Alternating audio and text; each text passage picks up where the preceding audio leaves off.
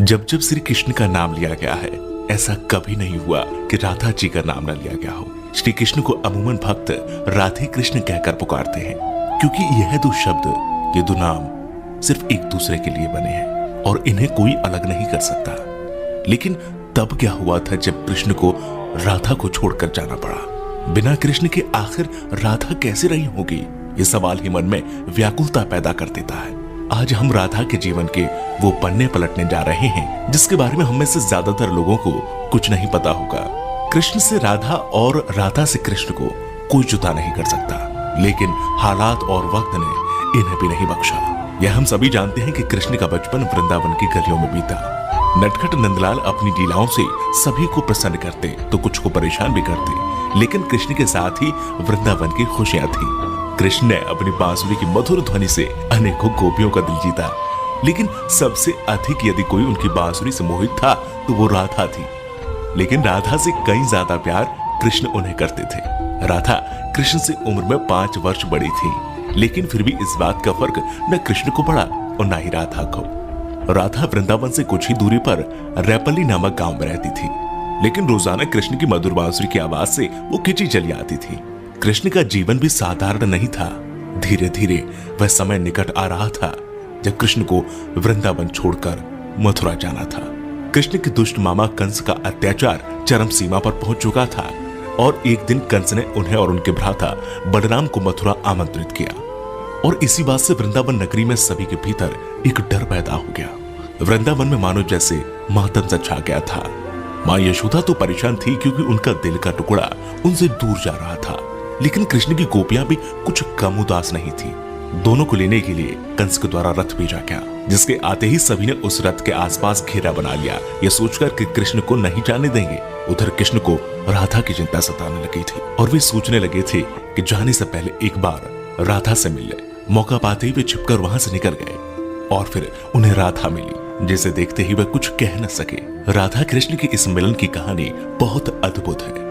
दोनों ना तो कुछ बोल रहे थे और ना कुछ महसूस कर रहे थे, बस चुप थे। राधा कृष्ण को न केवल जानती थी बल्कि उनके मन और उनके दिमाग को भी समझती थी। कृष्ण के मन में क्या चल रहा है वे पहले से ही भाप लेती थी, इसलिए शायद उन दोनों को उस समय कुछ बोलने की आवश्यकता नहीं पड़ी। और आखिर राधा को अलविदा कहकर कृष्ण लौट आए और आकर गोपियों को भी समझाया और अनुमति लेने के बाद वहां से चले गए। और वृंदावन कृष्ण के बिना सूना हो गया। न कोई चहल पहल थी और न ही कृष्ण की लीलाओं की कोई झलक। बस सभी कृष्ण के जाने के गम में डूबे थे। परंतु दूसरी ओर राधा को इस बात का कोई फर्क नहीं पड़ा था, क्योंकि उनकी दृष्टि में कृष्ण कभी उनसे अलग हुए ही नहीं थे। शारीरिक रूप से जुदाई मिलना उनके लिए कोई महत्व नहीं रखता था। यदि कुछ महत्वपूर्ण था तो राधा कृष्ण का भावनात्मक रूप से हमेशा जुड़ा रहना। कृष्ण के जाने के बाद राधा पूरे दिन उन्हीं के बारे में सोचती रहती और ऐसे ही लंबा अरसा बीत गया। लेकिन आने वाले समय में राधा की जिंदगी क्या मोड़ लेने वाली थी, उन्हें इसका अंदाजा भी नहीं था। जो हर लड़की के साथ होता है वही राधा के साथ भी हुआ। माता पिता के दबाव में आकर राधा को विवाह करना पड़ा और विवाह के बाद अपना जीवन संतान घर गृहस्थी के नाम करना पड़ा। लेकिन दिल के किसी कोने में अब भी कृष्ण मौजूद थे। दिन बीतते गए, वर्ष बीत गए और समय आ गया था कि अब राधा काफी वृद्ध हो गई थी। और फिर एक रात वे चुपके से घर से निकल गई और घूमते घूमते कृष्ण की द्वारिका नगरी जा पहुंची। वहां पहुंचते ही उन्होंने कृष्ण से मिलने के लिए निवेदन किया, लेकिन पहली बार उन्हें मौका प्राप्त तब हुआ जब कृष्ण काफी लोगों के बीच घिरे हुए खड़े थे। राधा को देखते ही कृष्ण की खुशी का ठिकाना नहीं रहा, लेकिन तब भी दोनों में कोई वार्तालाप नहीं हुई, क्योंकि अभी भी उन्हें अल्फाजों की आवश्यकता नहीं थी। कहते हैं कि राधा कौन थी यह द्वारिका नगरी में कोई नहीं जानता था। राधा के अनुरोध पर कृष्ण ने उन्हें महल में एक देविका के रूप में नियुक्त कर दिया।